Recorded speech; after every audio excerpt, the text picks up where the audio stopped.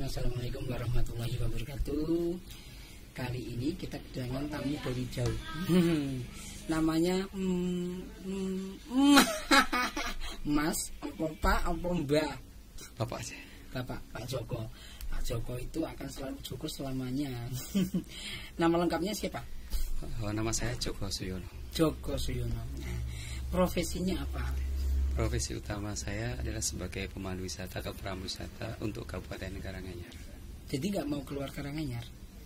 Ya, untuk sementara saya ingin merubah mindset. Katanya Karanganyar belum bisa menjanjikan untuk hidup yang lebih baik. Makanya saya mencoba untuk istilahnya orang Jawa babat alas Karanganyar. Tapi apa betul begitu nggak bisa untuk hidup? Ya, menurut saya tidak. Karena selama ini banyak sekali para pelaku wisata, khususnya para guide-guide juga, mereka lebih lari ke Yogyakarta atau daerah lain yang sudah siap. Cari jalan yang instan tadi. Area penjaringan di mana saja Pak Joko? Untuk area wilayah kerja saya, spesialisnya saya Sukoceto. Namun karena di Karanganyar ini banyak titik-titik destinasi wisata yang lain, seandainya nanti ada tamu yang membutuhkan jasa saya tentang objek yang lain, kami siap untuk menemaninya. Sudah berapa lama menjalani profesi? Ini profesi kan? Iya. Profesi ini saya lakukan kurang lebih hampir 15 tahun. 15 tahun, bukan waktu yang sebentar. Dalam waktu 15 tahun itu, apa kesannya jenengan menjalani profesi pemandu wisata? Kesan yang luar biasa, tidak bisa diutarakan menggunakan bahasa finansial, adalah saya sempat atau berani tampil di depan orang banyak, bisa mengeksplor suatu cerita sehingga orang tersebut bisa terbawa arus cerita saya itu. Gimana itu? Ya, mestinya ada semacam strategi atau trik tertentu agar tamu itu, biasanya tamu kalau kunjungan wisata itu hanya sekedar fun ria atau semacamnya. Nah, saya akan mencoba mengkombinasikan antara fun, edukasi, religi, komplit lah istilahnya, beda sistem dengan yang lainnya. Nah, bedanya gimana? Bedanya yang jelas gini ya, seandainya di situ ibu atau tamu-tamu itu mengunjungi objek wisata, biasanya kalau lihat pintu tertutup, itu jalan alternatif lain dia akan lari mencari jalan pintas. Oh, ini ditutup. Nah, akhirnya saya datang untuk menghampirinya. Kenapa harus Anda lari dan kenapa Anda tidak mau bertanya ke dalam diri sendiri? Seandainya tidak ada seorang pemandu pun dia akan tetap jalan. Nah, itulah yang menjadi salah satu keunikan saya. Oke, jadi yang membedakan adalah sisi lain yang belum tersentuh oleh yang lainnya apa? Itu yang diambil. Maaf, ini sensi. Kalau nggak mau jawab nggak apa-apa. Kalau sebulan itu rata-rata bisa dapat berapa? Sebulan, ya minimal ya. Maaf, terus terang aja. Berarti biasanya terus terang. Oke. Kayak Philip. Enggak. Minimal, paling enggak kalau saya meninggalkan objek wisata, minim 300.000 per hari bisa dapat. Oh, per hari. Ya, minim. Kalau situasi tidak keadaan seperti ini, minim seperti itu. Bahkan kadang kalau kemungkinan besar bisa lebih. Bisa lebih. Dari sekian yang pernah Anda pandu, dari mana saja yang pernah dipandu? Untuk pemanduan saya istilahnya bisa mancanegara atau domestik gitu aja.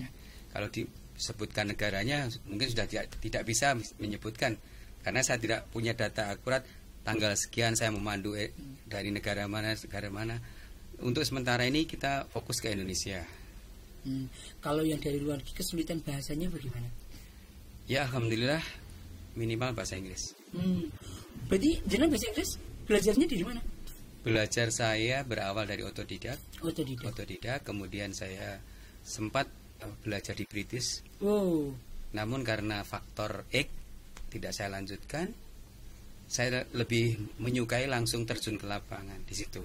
Pengembangan bahasa saya di situ. Oke. Jenengan tidak punya dokumentasi misalnya lagi mandu dari mana? Dari asing. Asing lah, Indonesia enggak. Ada banyak. Banyak ya. Biasanya dokumentasinya diapakan? Untuk sementara ini yang jelas kita lewat handphone ya, kita potret. Untuk saat ini karena kebetulan anak saya yang skripsi dari UNS tadi ingin membantu bapaknya agar lebih ngehit lah istilahnya, lebih banyak dikenal orang.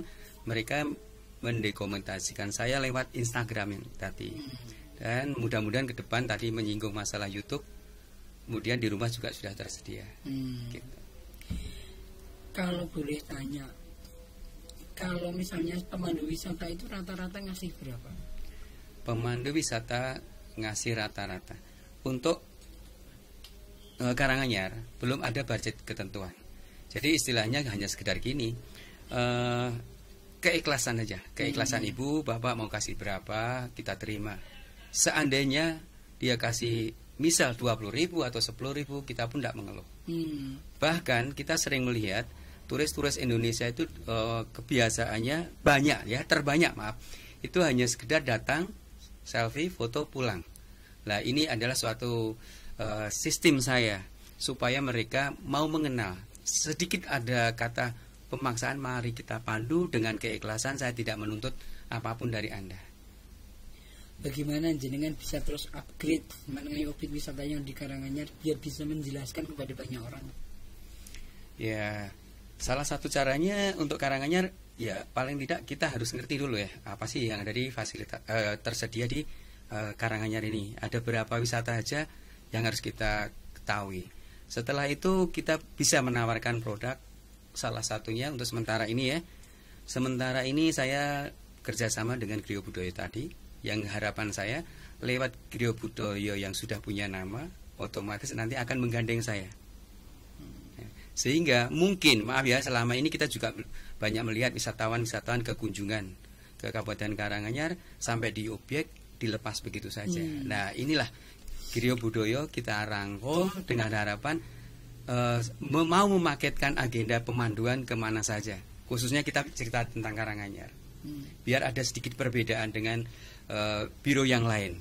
Ada kerjasama dengan biro travel gitu? Ada. Dan misalnya kalau udah sampai di sana gitu langsung di take over lah sama jenengan dan kawan-kawan gitu? Untuk sementara ini begitu istilahnya kita kerjasama dengan biro ya. Pak Joko standby di Sukuh atau di Manasah atau mungkin di Griyo Budoyo. Untuk istilahnya kita langsung aja. Jadi kita sudah ketemu jam sekian, nanti kita langsung memperkenalkan diri, langsung kita menjalankan pekerjaan yang kita maksud tadi. Yang paling mengalami kesulitan itu dari negara mana?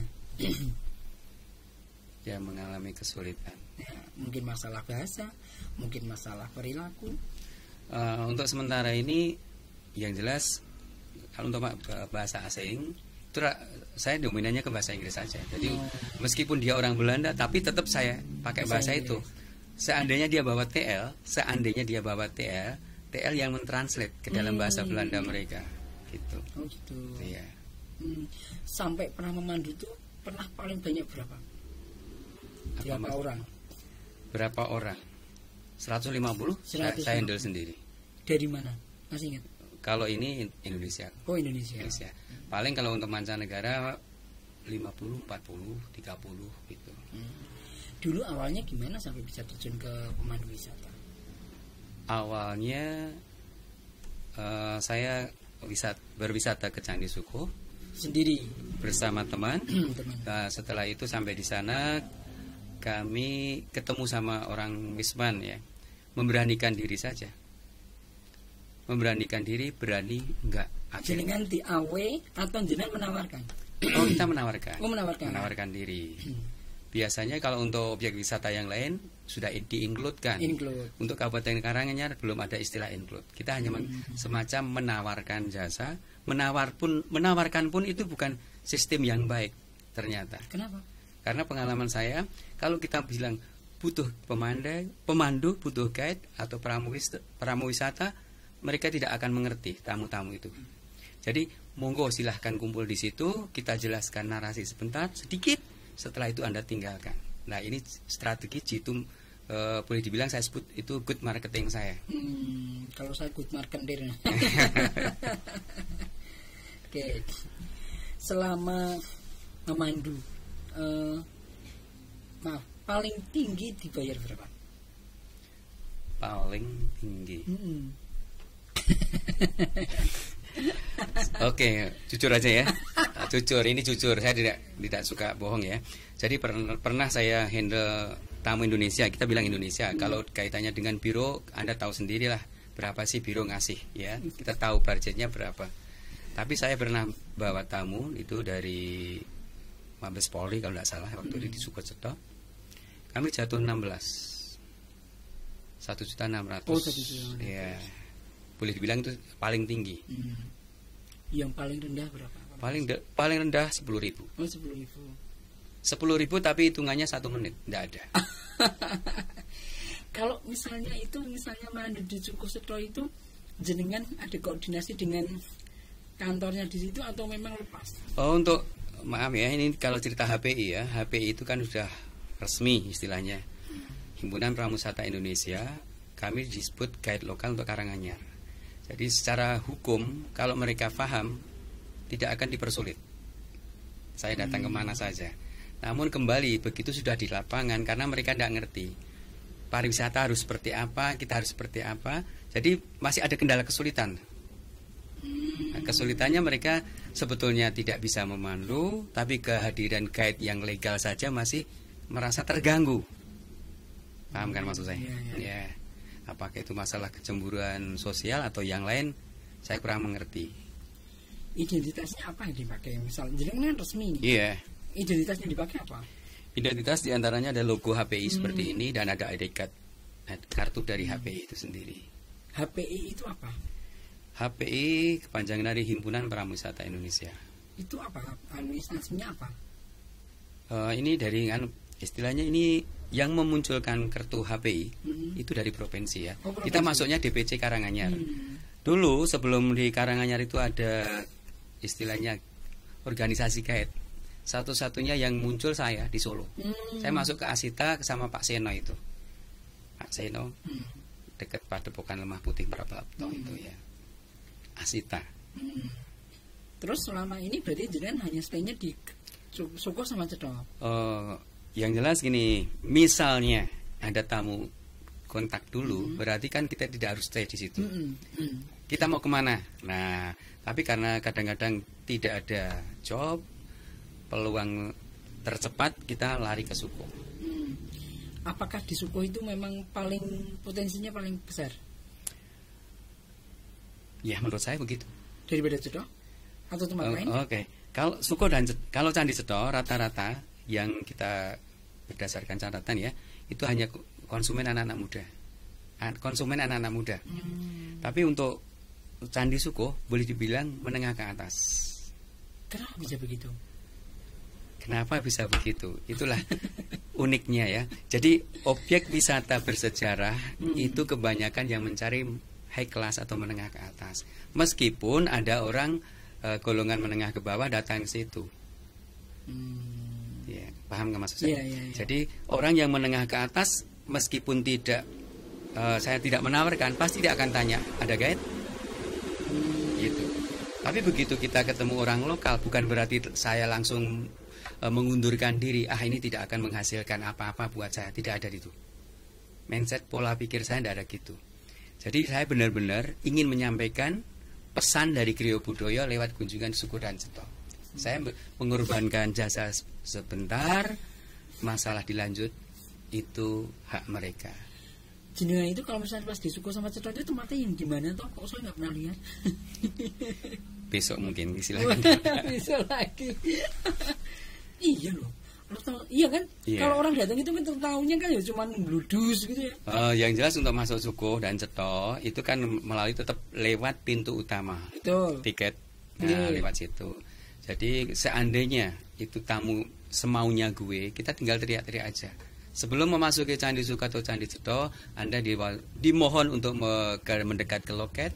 Di era kekinian, era protokoler, dilanjutkan sebelum ke Suko memakai kain yang kita maksud kain poleng dan kain kampung.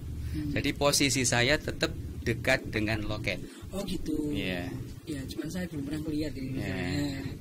Kenapa dekat dengan loket? Itu juga suatu strategi marketing saya. Karena apa? Biasanya tamu, termasuk di Ceto ya, bukan guide loh ya. Silahkan ke sini, ngisi buku tamu, donasi, selesai. Tidak dijelaskan tentang apa yang dimaksudkan dengan kain tersebut. Begitu saya menjelaskan saja, langsung monggo silahkan bantu saya. Nah, ini juga strategi saya. Ya. Nah, dari situ Kalau misalnya, maaf, misalnya jenengan tidak ada yang digayat, itu jenengan dapat kompensasi nggak dari? Nggak ada. Nggak ada. Saya pernah ditanya sama Kemenpar dulu ya, tahun berapa saya sempat lupa.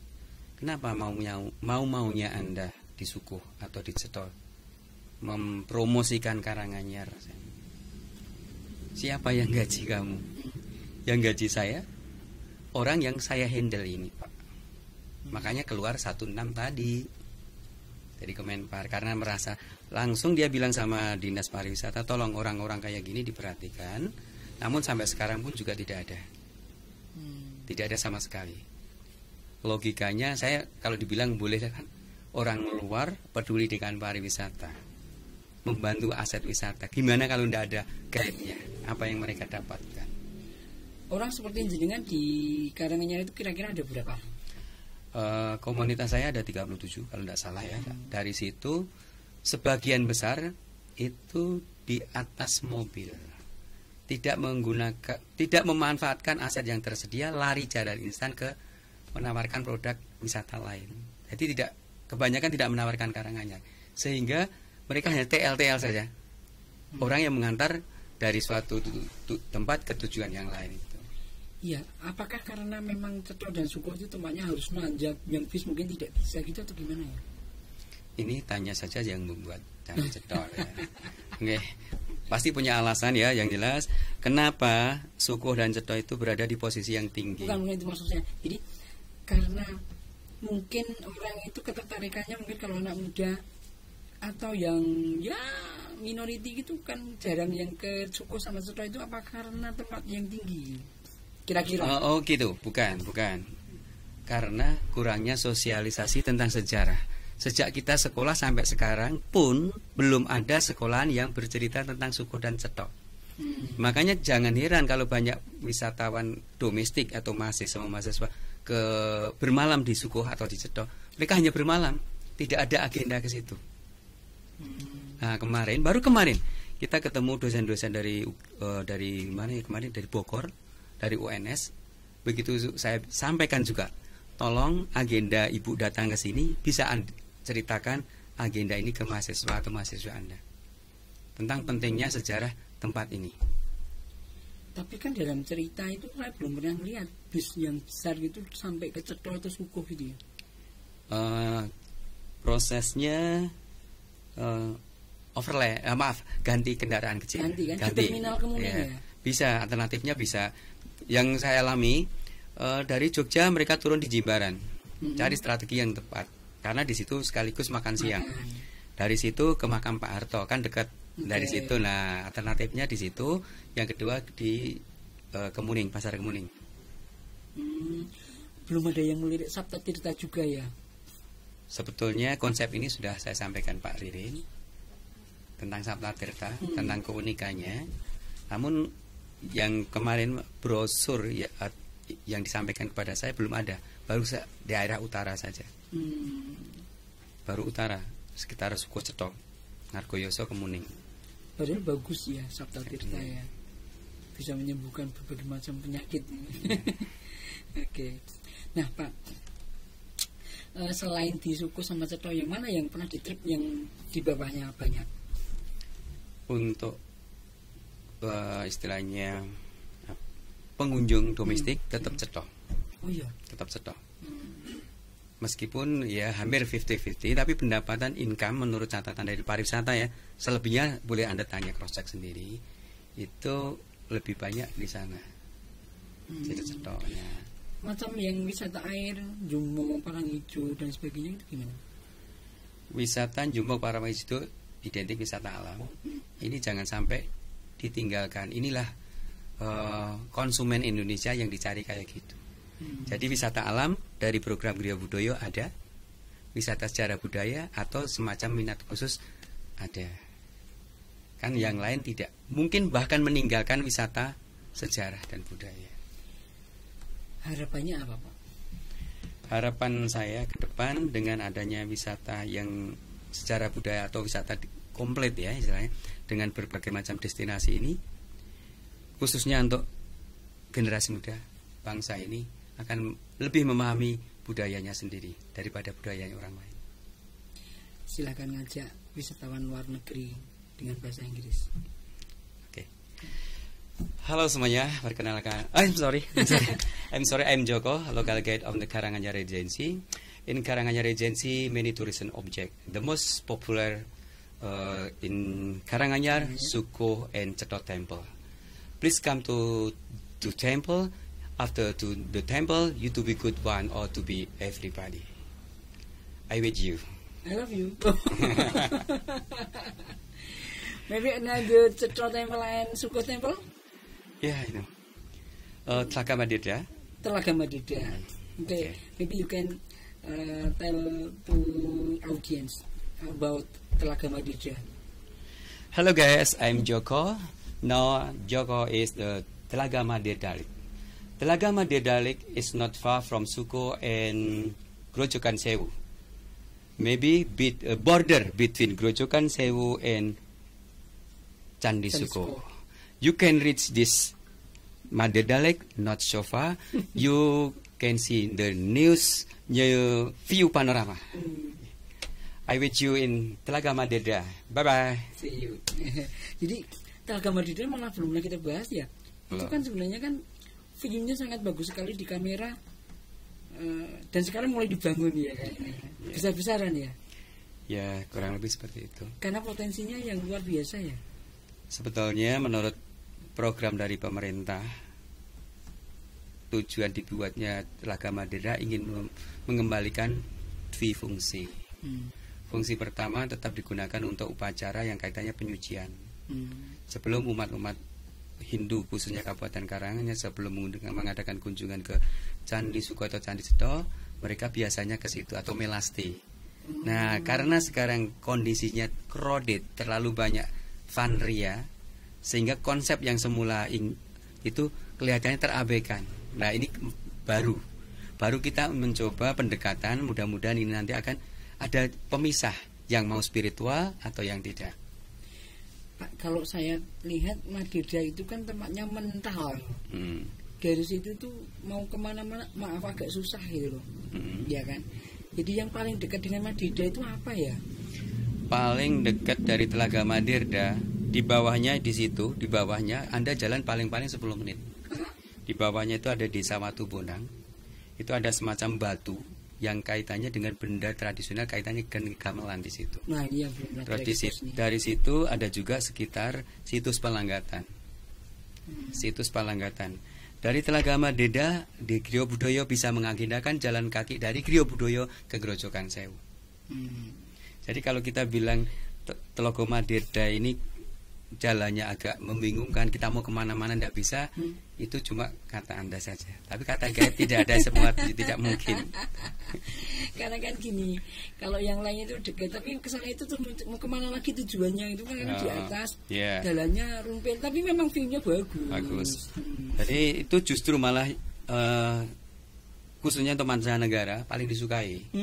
Ya, jadi dari Candi Suko mereka trekking atau jalan kaki sampai ke Grojogan Sewu, otomatis ngelihat Telaga Madeda. Dari Grojogan Sewu, Tawangmangu, ngelihat Telaga Madeda dekat memang. Dari Telaga ke Grojogan Sewu jalan kaki sendiri loh ya, paling 1 jam. Tapi kalau kita jalan kaki atau trekking dari Candi Suko ke Grojogan Sewu durasi 2,5 jam. Kenapa beda? Kalau sendiri tidak perlu informasi ke tamu yang saya antar. Tapi kalau sambil menemani, masuk aku lari. Jadi di situ ya. Ternyata wisata di Karanganyar itu banyak lagi, dan saya yakin yang kita bicarakan belum semuanya, baru segini aja. Masih perlu banyak kita ekspos lebih besar lagi. Dan jangan lupa kalau Anda ke Karanganyar, kontak dia. Mau ngasih apa di sini? Nomor WA atau email atau Instagram atau apa? Oke, rasanya kuranglah lengkap bila mana kunjungan wisata ke Kabupaten Karanganyar tanpa mengagendakan wisata bersama Griyo Budoyo yang beralamatkan di Tritis Gunung Lawu. Kita tunggu kedatangannya. Bersama Griyo Budoyo Anda akan mendapatkan sesuatu yang berbeda. Anda akan full imajinasi, kreativitasnya tinggi. Semoga bermanfaat. Assalamualaikum warahmatullahi wabarakatuh. Waalaikumsalam warahmatullahi wabarakatuh. Selesai kan? Yeah.